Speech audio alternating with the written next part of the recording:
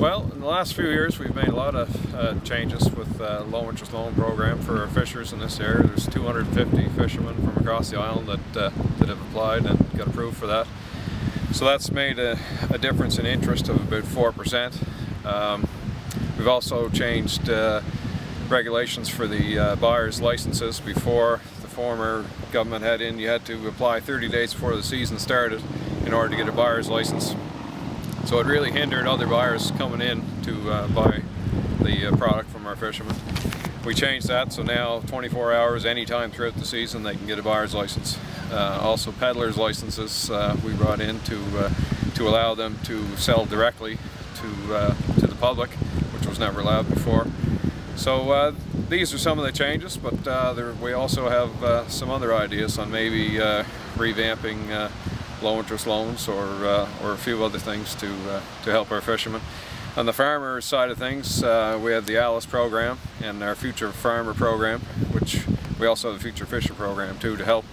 And it helps offset for farmers and fishermen, young guys getting into the business, offsets the interest and helps train them for different programs so that they can, it's like accounting and things like that, so they can help fine-tune their business to make it more profitable. And it seems it has made a difference over the last few years, and we're going to continue to do the same.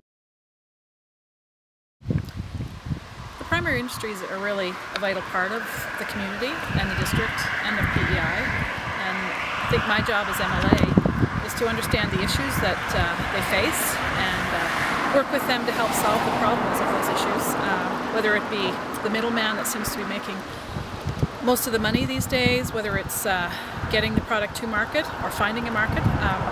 Those are all ways I think that myself as an MLA can work with primary industries. And the bottom line is that we need to support them to ensure that we don't lose those industries. I think one of the important things that the Green Party stands for is improving the soils for island farmers. We want to do away with pesticides, and a lot of the costing that goes into farming is from the chemical companies, and we can do a lot to help the province in that fashion. Well, when it comes to our fishing industry, we have all our eggs in one basket now, a big OCI. Anyway, I believe that back a number of years ago we had the smaller fish plants all across Prince Edward Island. Polar food come in, it destroyed the whole thing.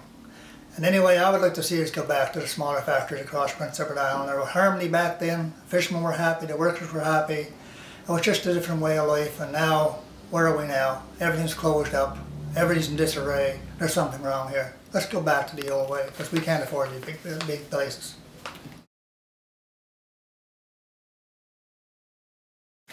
Well, by all means, why not? You know, it's a day and age where right now, like we've got a hospital in Monaco here, and we have got a Charlottetown, you know, we're sick in the middle of the night. There's something wrong here. No, I think we would have two central hospitals, one in Charlottetown, one in Summerside. And again, the Green Party advocates proactive measures as far as health is concerned. There's no point in us living in a toxic environment and not eating properly and not looking after our health and expecting when we get into trouble that there will be scads of dollars thrown at hospitalization and doctors. The whole point of the exercise is to reduce the requirements for hospitalization in the things that we can do ourselves, as opposed to trying to just throw money at a problem that just is not going to go away. The PC Party has made it part of their mandate to ensure that the emergency care at the Kings County Hospital is open and remains open. And it's a vital part of our community, and it's part of my mandate to ensure that that happens when I become the MLA. Well, we do need emergency care. 24-hour, it depends on the situation. I have fought for Monaco to keep it open, but it comes down to staffing is a big issue. A couple years ago we didn't have the nurse staff to run the x-ray machines and things after hours at night, 10 o'clock until 8 in the morning. And then after we did find the staffing for that, the doctors were, because a lot of the doctors lived in Stratford and things that were on call, and it was, by the time they get called, they come in and they were only averaging 1 call per night after hours. So it doesn't make fiscal sense to haul a doctor in too for 1 call a night. If there was more calls, then it should definitely be looked at again. But we put a lot more money into the ambulance service and purchased more ambulances and having more, and that might have to be looked at too, to have even more out in this end of the island. But it's a concern for sure. But I think we need to keep looking at the stats, and if there's only 1 call per night, then it's, you know what I mean. It depends on the need and the cost of that service. But if the doctors won't work the emergency hours, then I mean, you can't force them to do it.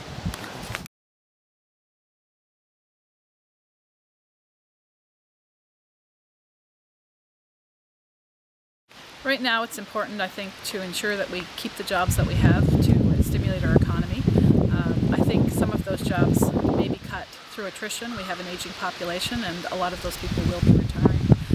But I think it's a matter of fairness. We have to work with those employees and make sure that it's dealt with in a fair way. But right now I think it's important that we keep the jobs we have so that the economy remains strong and continues to strengthen. Debt and deficit. Well, right now we have the PMP program here in PEI. I've been told it's $525 million put and stuffed in envelopes and delivered across the length and the width of Prince Edward Island. And there's some controversy over that. This morning in the Guardian, I see the RCMP are going to come down from Ottawa now to investigate this. Well, you know, I feel Mr. Gay should have addressed this a long time ago. All the stories running rampage about cabinet ministers, which apparently have received, etc., etc. I'm not saying there was none of his money made any work on Prince Edward Island. Some of it did, but I believe the most part of it was just wasted. And I believe that's unreal. It shouldn't be allowed in a democracy. And it wasn't only that. We can go back a little bit in our history. We had Polar Foods here, destroyed the way of life in PEI. You can go back to the Dunderray over in Brudenell over there. 7 Tories, I believe, and 3 Liberals. They just put 3 Liberals in there so it wouldn't smell so bad, but it's just wasting taxpayers' money, and there's no need of that in golf courses. When there's people here living on EI and running out in the middle of winter in a lot of cases, and then they're still running around looking for work.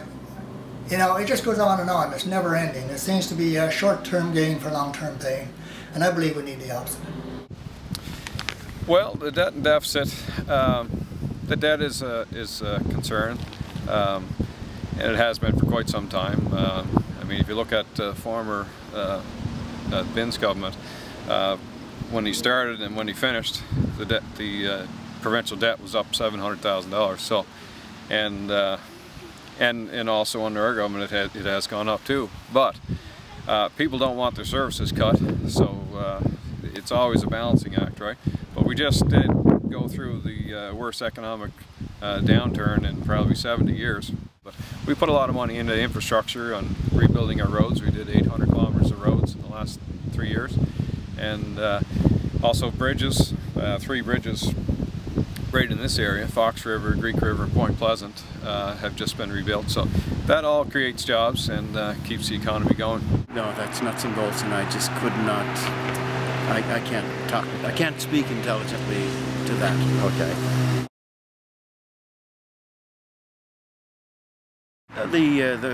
One of the planks of the platform for the Green Party is to support the idea of supporting senior citizens and keep them in their homes as long as is humanly possible. That is by far the cheapest way to do it. I'm doing the same thing for my mother, who's a little north of 96, and we're cheating as long as we can to keep her in the apartment where she is. She has to have extra help, of course, but that's far, far cheaper than putting her into a nursing home and the government picking up the tab on that. The aging population, rural PEI is a lot of elderly people, especially in this area. But they love staying in their own homes as long as they possibly can, and we brought back the seniors home repair program that was cancelled in the previous government. We brought it back and we raised the threshold, so anybody that's $35,000 or less can apply for this grant. It's a 50% grant up to $3,000. The aging rule, that is a big problem, and our seniors are our most important aspect in society as far as I'm concerned. They are our heritage, our history. And we would like to see, what we'd like to put through is maybe seniors living below the poverty line or on the poverty line.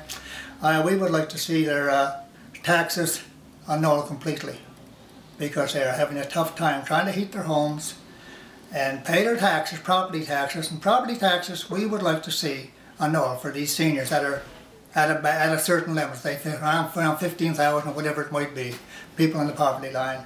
But one person living after their spouse has died takes a lot of money. And the price of fuel, also maybe a rebate for our seniors, because we don't feel it's right that they should have to pay $1,000 fill their tank up every 4 or 5 weeks when they can't afford it. Seniors are a vital part of our district and of this island, and it's important that we have programs in place to ensure that they're able to stay in their own homes, and if they do choose to move, that we have housing for them, and also that we have a good medical service for them, be it 24-hour emergency care, be it ambulances that arrive at an efficient time.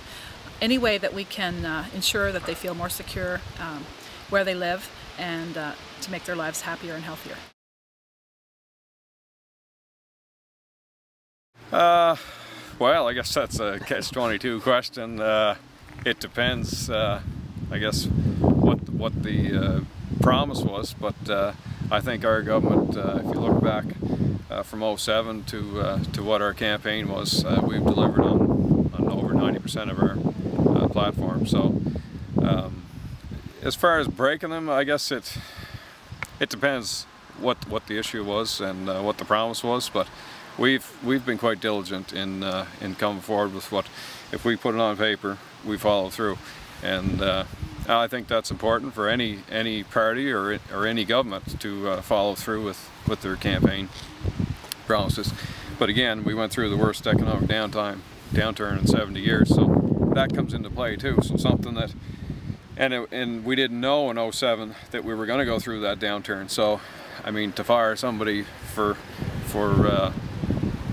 because of something that was out of their control, like the economic downturn, like, you know, I mean, there's gray area there. But if they promised something and it made sense, and the money was there to do it, and they wouldn't do it, well, I mean, that'd be up to the people. But I think we've been quite diligent in coming through with our promises. Accountability is a huge part of this current election. I think it's important that government remains accountable to the people, and the mechanism is already in place to ensure that MLAs stand up for what they believe and stand up for their promises. And come October 3rd, people will be given the choice as to whether MLAs retain their jobs or not. Yes, I think legislators have to be held accountable, and if you've made fallacious arguments why you should be elected and you don't fulfill those promises, yes, I think you should be either resign or be expelled from the legislature. We need better politicians. We need people that are accountable to the people, and if they do wrong, you know, let's come forward. You know, people will say, well, I'm sorry I made a mistake, but don't go try to cover stuff up. It's just no good. But the PMP program, now if he had nipped that in the bud, where would he be? He would have been okay, but no. He leaves everything open in the window. So where are we today? We got a police investigation. He's in denial now, and maybe some of it can be denied. But for the most part, I believe the truth will come out when the RCMP disclose what goes on.